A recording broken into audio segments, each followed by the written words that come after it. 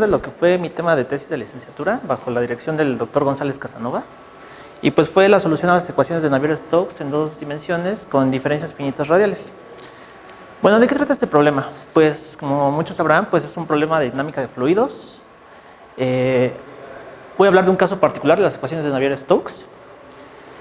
Sabemos que no se solución analítica, y pues bueno, en específico este problema ya entra en la categoría de benchmark, ¿no? Depende de un parámetro conocido como número de Reynolds. ¿Y cuáles son los objetivos? Pues usar este método, el de funciones de base radial, diferencias finitas, estudiar el número de condición que va a aparecer en el sistema lineal y utilizar una técnica que se conoce como el mapeo unitario. Y bueno, vamos a probar esto para diferentes números de Reynolds. Entonces, físicamente, ¿de qué trata el problema? Vamos a suponer que tengo un cubo lleno de agua, pero que no tiene tapa. Entonces le voy a poner una banda transportadora que se mueve en esta dirección. Eso va a provocar que el fluido empiece a girar, ¿no? Ahora, ¿cuáles son las ecuaciones que gobiernan esto? Tenemos aquí un caso estacionario de Navier-Stokes, pero que está dado en términos de la vorticidad y algo que se conoce como la función de líneas de flujo o string function, ¿no? En inglés. Bueno, la vorticidad se puede calcular con esta relación, que no es más que rotacional en dos dimensiones, y pues bueno, estas relaciones constitutivas para las velocidades. Bueno, ¿sobre qué dominio vamos a resolverlo? Tenemos este cuadrado unitario con las siguientes condiciones de frontera. Si se dan cuenta, todos son ceros excepto este, que es la velocidad a la que se mueve la banda transportadora. Bueno, pues la primera propuesta para resolverlo, pues obviamente sería diferencias finitas. Pues como algunos ya sabrán, diferencias finitas, pues simplemente es buscar estas constantes que vamos a llamar pesos, y poner combinaciones lineales de los nodos, ¿no? Para aproximar las derivadas. Entonces, si quisiera calcular las derivadas de todos los nodos al mismo tiempo, pues en realidad el problema se reduce a una transformación lineal de este tipo. Entonces, este proceso se puede generalizar para cualquier operador diferencial siempre y cuando sea lineal, ¿no? Entonces, en general un problema de Dirichlet, pues se resume esto a un sistema lineal de una matriz de pesos W por un vector U, que va a ser nuestro objetivo a obtener, y pues bueno, su inversión de este problema es nuestra respuesta, ¿no? Bueno, pues la pregunta sería aquí, ¿cómo calculo los pesos? Entonces, pues sabemos que existe, por ejemplo, diferencias hacia adelante, hacia atrás, centrales, laplaciano a 5 y 9 puntos, por ejemplo. Pero pues para no rompernos el coco pensando en series de Taylor y cosas así, pues son opciones esto que se conoce como el método de los coeficientes indeterminados. Bueno, entonces, ¿en qué consiste? Pues simplemente voy a agarrarme una base polinomial de grado n psi menos 1 y voy a agarrar un nodo central, que es este. Voy a escoger sus nodos vecinos, incluyéndolos a él mismo, y entonces esto equivale a un problema de interpolación. Si escojo pocos nodos, a la hora que calcule estas gamas, estas van a ser mis pesos. Ajá. Entonces, ¿cuál va a ser el resultado? Que por cada nodo central, yo ya tengo definidos los pesos de sus nodos vecinos y los demás van a ser ceros. Eso me va a dar una matriz que, pues en muchos casos, si trabajamos en un stencil, pues nos da tridiagonales por bloques, tridiagonales, bandadas, etcétera, ¿no?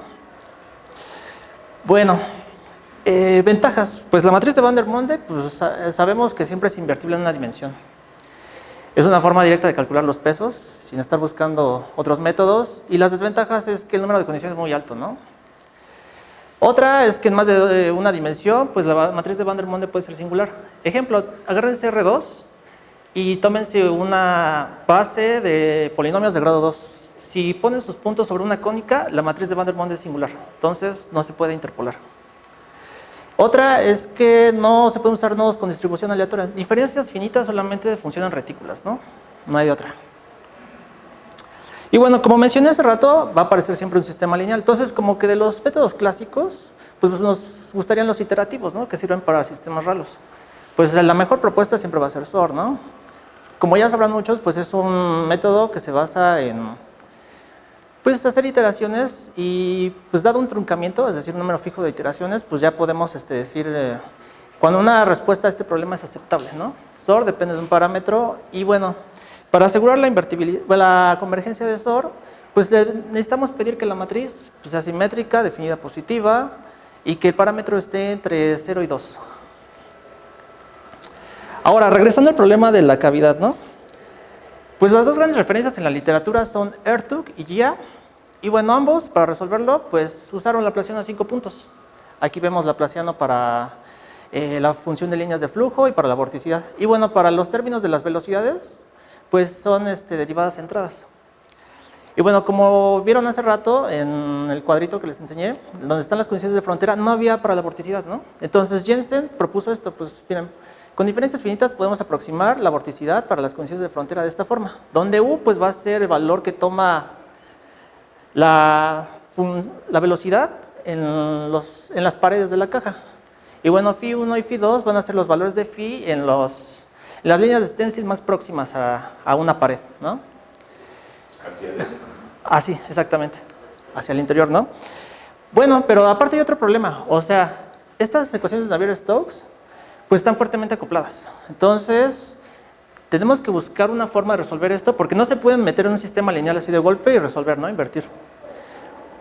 Buscar una opción es convertir este problema en un problema de punto fijo, y entonces, pues la primera propuesta fue hecha por Gia. Él dice, pues miren, con métodos multigrid, resuelvan en una malla y otra, y entonces así pueden convertir esto en un problema de punto fijo. Resuelven una ecuación y luego resuelven otra en otra malla y así.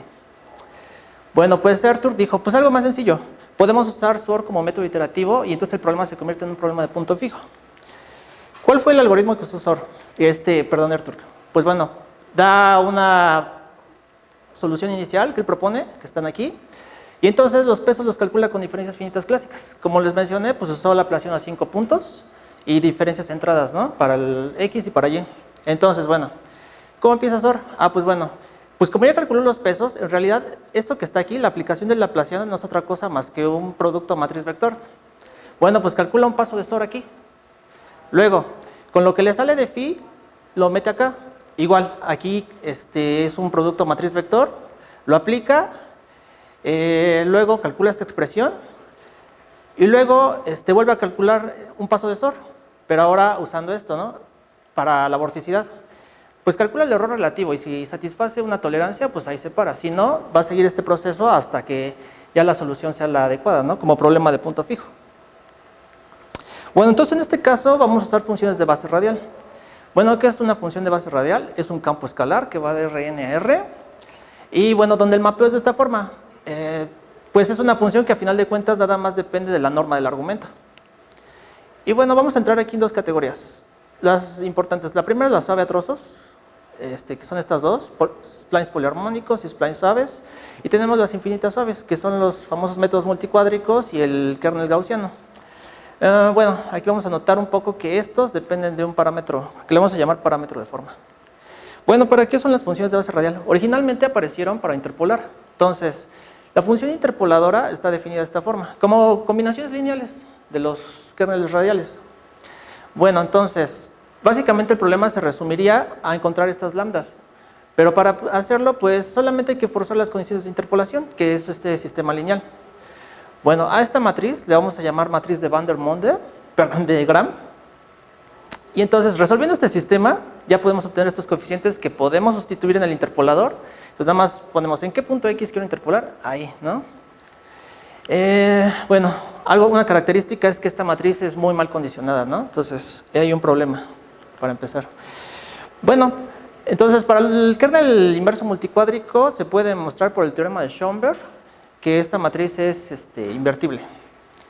También se puede demostrar esto desde otra perspectiva que se llama teorema de Bochner, y también existen teoremas de Madic y Nelson, ¿no? Entonces, para cada kernel no se puede usar el teorema de Schoenberg, se puede usar o uno u otro, ¿no? Bueno, grandes ventajas de las funciones de base radial. Pues es el error de aproximación. Bueno, pues miren, vamos a suponer que tengo un conjunto de nodos. Entonces definimos este parámetro que le vamos a llamar distancia de llenado. Este parámetro se puede interpretar como el diámetro de la bola más grande que puedo meter entre nodos aleatorios. Entonces, este sería el análogo a diferencias finitas la h, o por ejemplo en elemento finito el h máximo, ¿no? Bueno, pues entonces se puede demostrar que el error de aproximación está dado por esta cota, una constante por esta función que depende de la distancia de llenado h, y una constante que es una norma, es la norma de la función f por interpolar en lo que se conoce como el espacio nativo. No me voy a meter en cuestiones teóricas de esto, pero lo importante es ver la cota en función del h. Por ejemplo, para los planes poliarmónicos y en general para las suaves a trozos tenemos convergencia algebraica, ¿no? Igual que en diferencias finitas o en elemento finito. Pero, por ejemplo, para estas, las infinitamente suaves, tenemos convergencia exponencial, ¿no? O espectral. Entonces, esto quiere decir que es una herramienta muy poderosa para interpolar. Bueno, pero desafortunadamente existe algo que se conoce como el principio de incertidumbre de Shabak. ¿Qué nos dice este principio? Pues que a mayor sea el número de condición, pues menor va a ser el error de aproximación. Y entre más grande sea el error de aproximación, menor es el número de condición. Entonces, pues es como una paradoja, porque yo lo que necesitaría al resolver un sistema lineal es que el número de condición sea pequeño, ¿no? Pero eso me implicaría errores pues muy altos. Y bueno, y no nada más eso. Por ejemplo, para los kernels infinitamente suaves también dependen de parámetros. Entonces, el número de condición puede depender no nada más de la h, sino también del parámetro. Entonces, se complica mucho este problema. Pero bueno, más adelante veremos cómo más o menos solucionar este problema. Y bueno, respecto a las funciones de base radial y las parciales, sí se han usado para resolver parciales. Y entonces, las dos primeras propuestas fueron hechas por Kansa y Fashauer. Bueno, originalmente la primera fue de Kansa, que se conoce como colocación asimétrica de Kansa. Y bueno, tiene el problema este método que la matriz asociada, pues no se ha demostrado la invertibilidad, ¿no? Se ha resuelto muchos problemas, pero sigue siendo un problema abierto. Entonces, no nos puede asegurar nunca nada esta matriz. Para la colocación simétrica, pues sí se puede demostrar la no singularidad, pero el problema es que ambas tienen números de condición muy altos porque usa todos los nodos al mismo tiempo. Entonces, si de por sí la matriz de Gram es mal condicionada, al usar todos los nodos, genera matrices increíblemente mal condicionadas.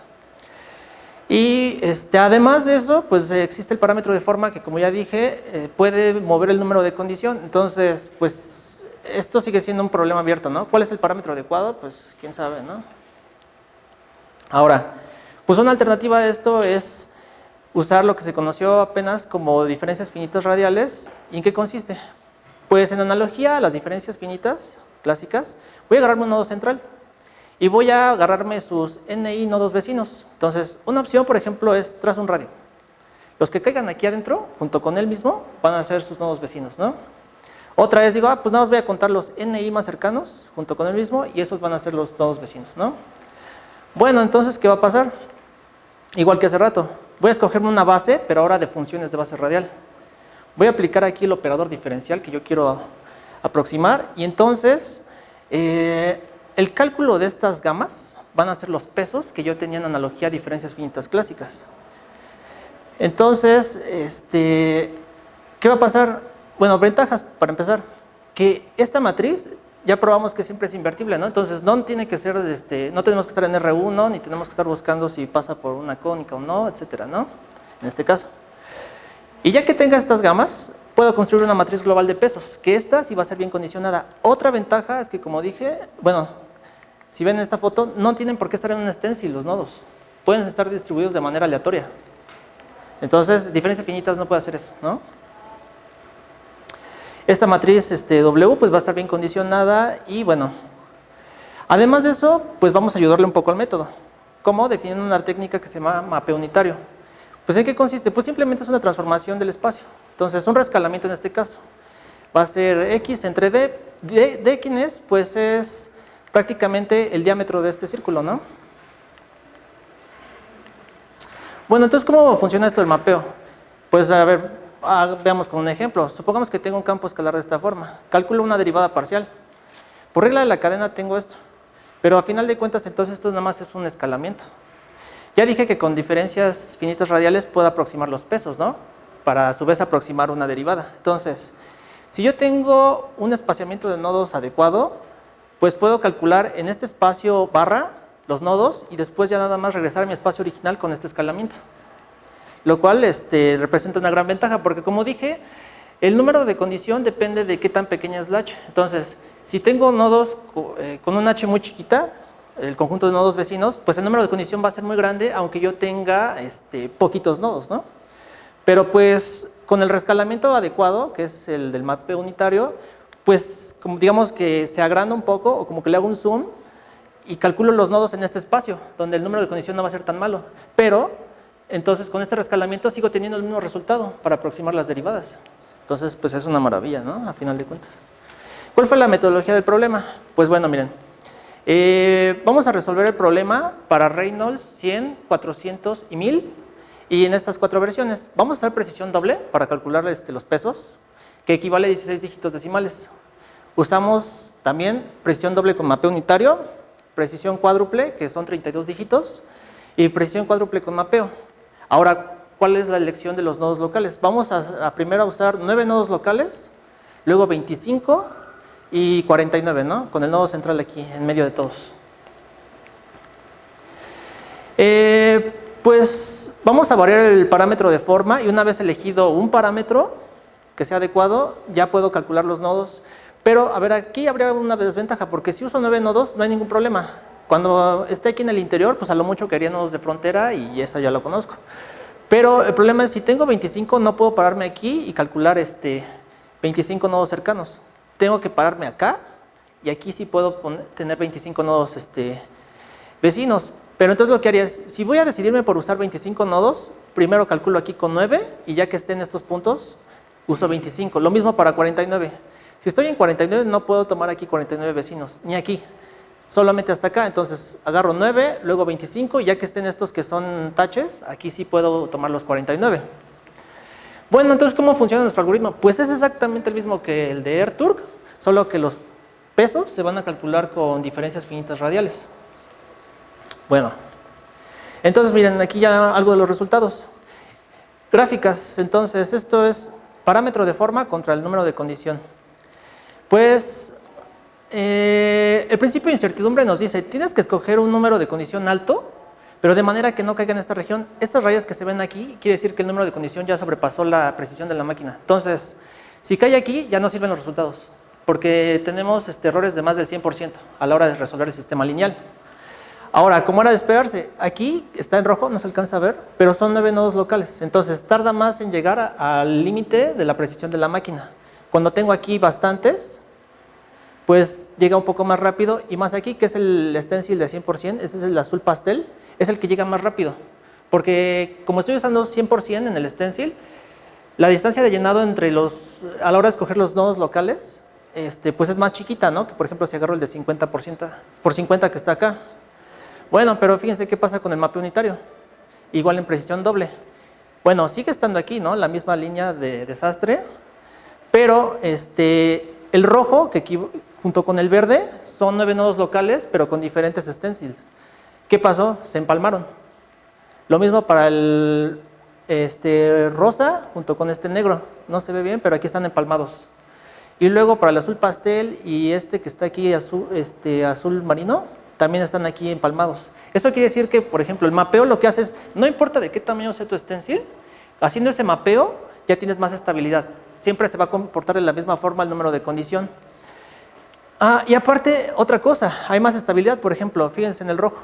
¿Cuáles son los números de condición según el número, los parámetros de forma adecuados según el número de condición que sea aceptable y según el principio de incertidumbre? Pues, por ejemplo, sería esta zona que va como desde 0.5 hasta casi 1, ¿no? Sin que rebase esto.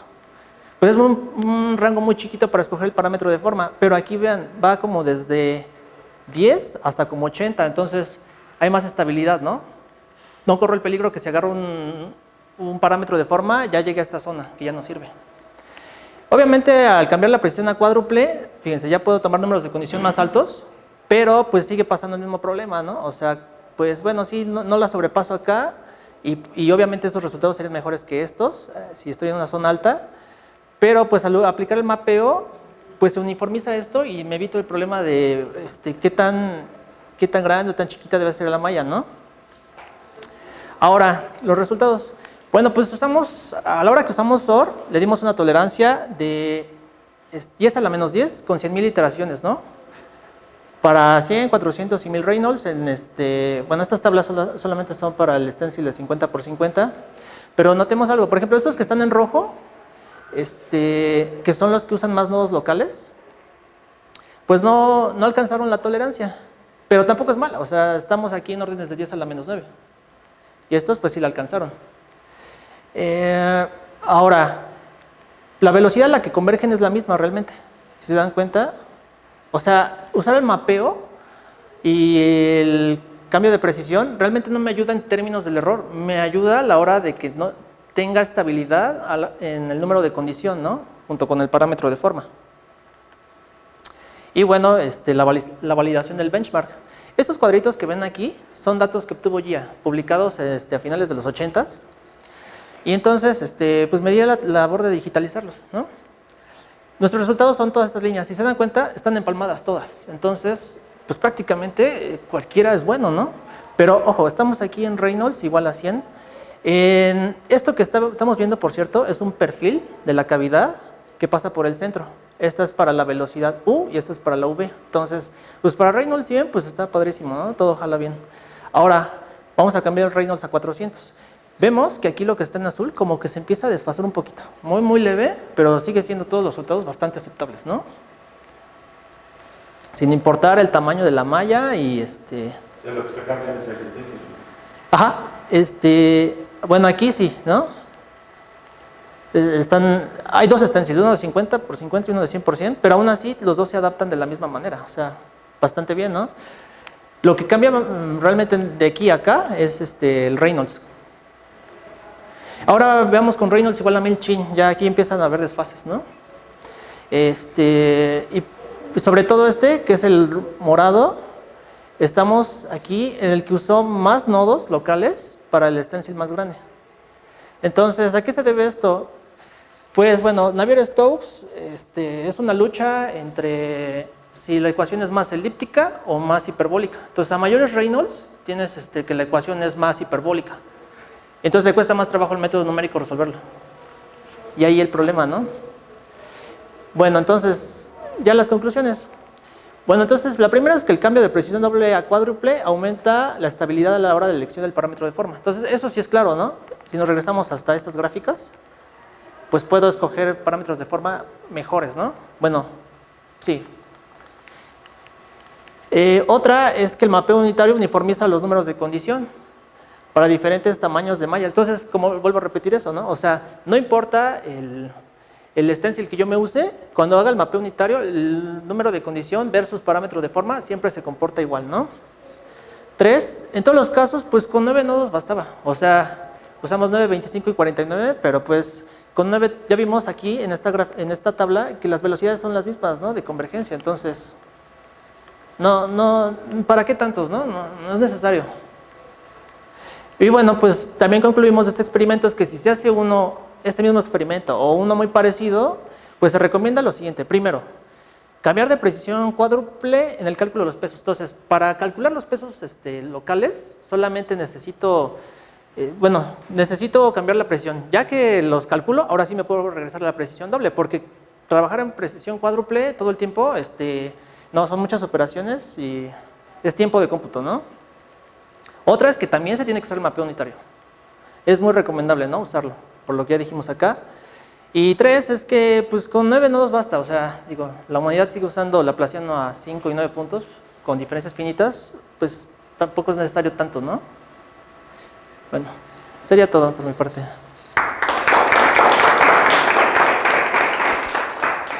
¿Dudas? Preguntas para... Sí. Si entiendo que ustedes usan esto de diferencias finitas radiales con nodos en una retícula, ¿no? ¿Para este problema? Sí.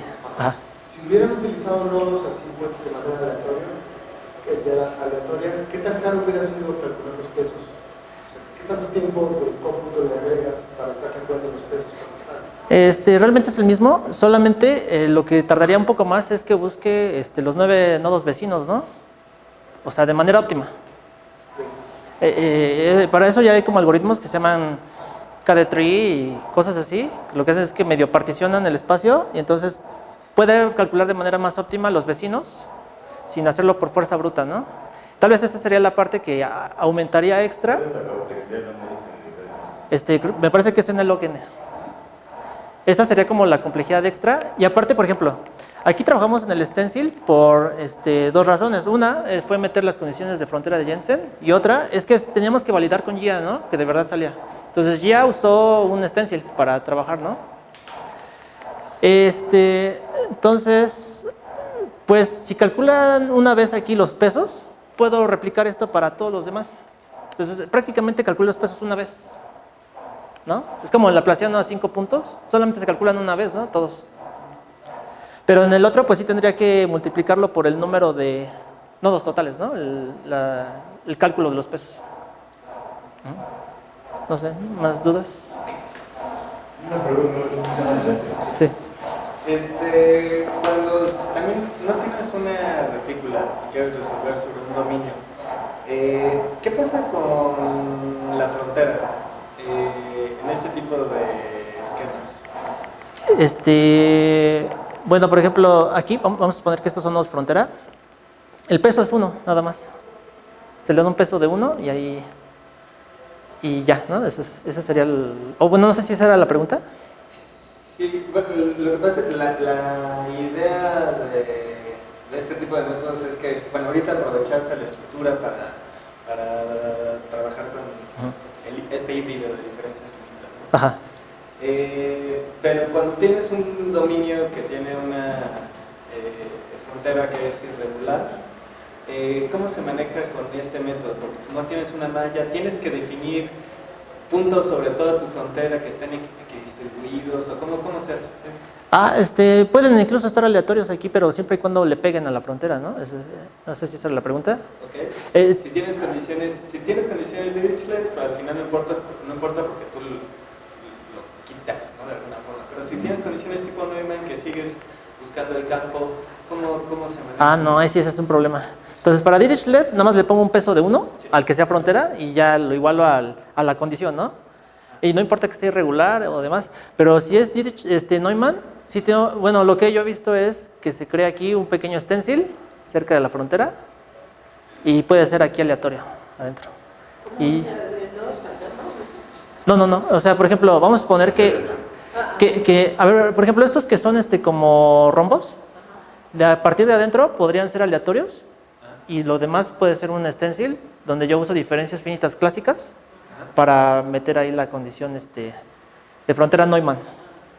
Ajá. Y no sé si estuviste en la plática de Francisco Domínguez, donde habla de diferencias finitas generalizadas. No, ajá. Es que él justamente mostró lo que tú pusiste en un principio, donde dices, bueno, al final diferencias finitas es una suma pesada de los valores que tú tienes en tus grados, en tus nodos, ¿no? Él trabajó también con la matriz de Van der Monde, creo que no la llamó así, pero era esa. Sí. Y también no estaba trabajando con una malla estructurada, de hecho con mallas no estructuradas con triangulitos. Ajá. Y tenía problemas al momento de invertirla, no entendí muy bien a qué se refería, pero no estaba utilizando funciones de base radial. ¿Has visto este caso de diferencias finitas generalizadas? Porque para mí era como funciones de base radial de diferencias finitas, porque yo conocía tu trabajo. Ajá. Pero no utilizas funciones de base radial, sino directamente con la matriz de Van der Monde. Pero en ese mínimos cuadrados. ¿Cómo? Hacen mínimos cuadrados, ¿no? Que lo había intentado y al final creo que estaba muy mal condicionada y como que dejaba algunos valores fijos y después no entendí muy bien, pero no sé si... Bueno, la verdad no conozco ese método porque no estuve en la plática.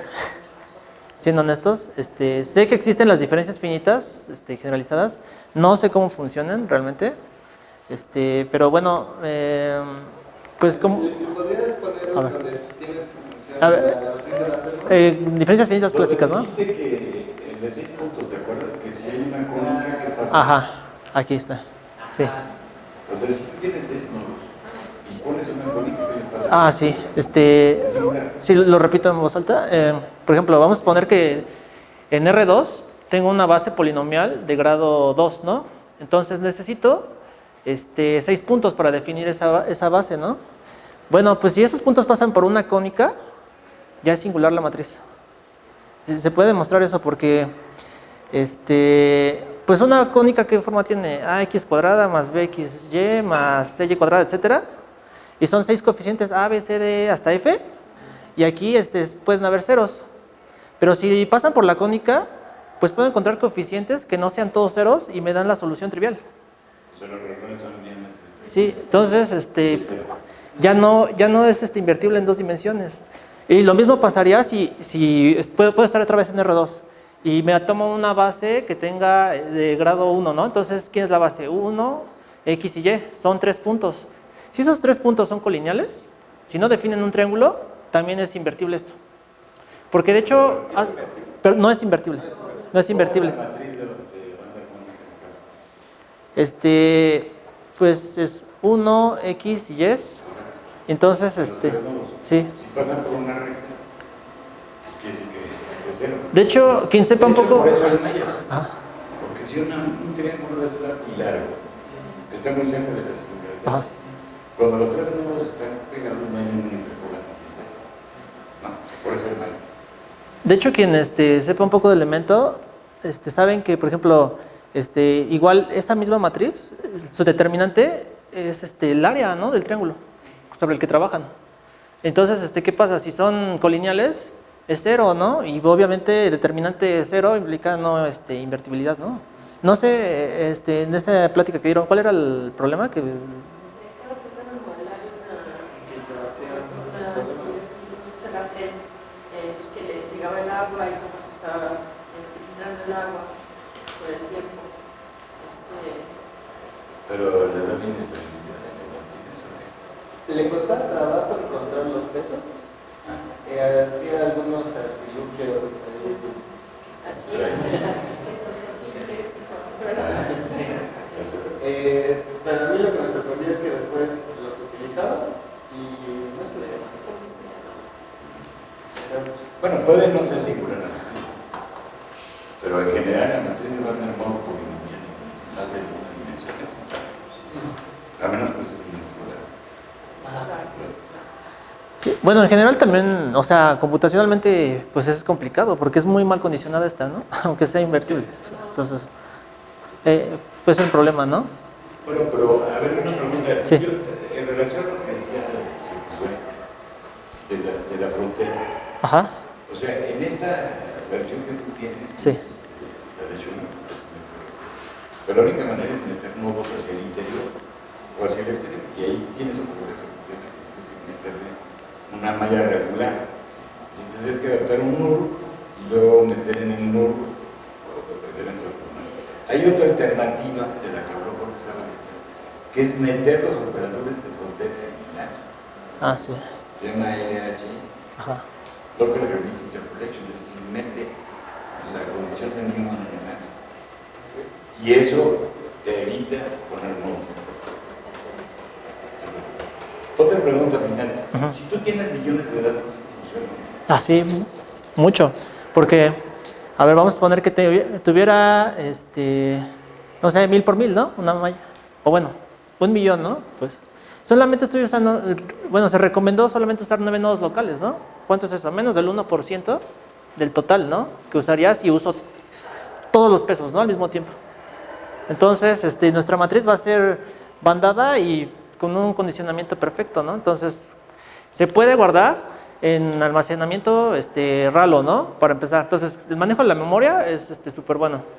¿Qué más? Tiene buen número de condición, entonces GMRS, BigStab, SOR incluso, puede trabajar excelente, ¿no? Esa es otra. ¿Qué más? A la hora de calcular los pesos locales, cada una de estas matrices se puede mandar a llamar de manera paralela. Si saben usar GPUs, que cada uno resuelva uno de estos, calcula los nodos al mismo tiempo y al final, incluso en el ensamble final, esta matriz global, pues pues generalmente GMRS, BigStab, Gradiente y todos esos usan operaciones producto punto. Todas esas son altamente paralelizables con GPUs. Entonces, puede ser muy bueno, ¿no? Para un problema Dirichlet, ¿no? En este caso. No sé. Pues bueno. Bueno, gracias. Gracias.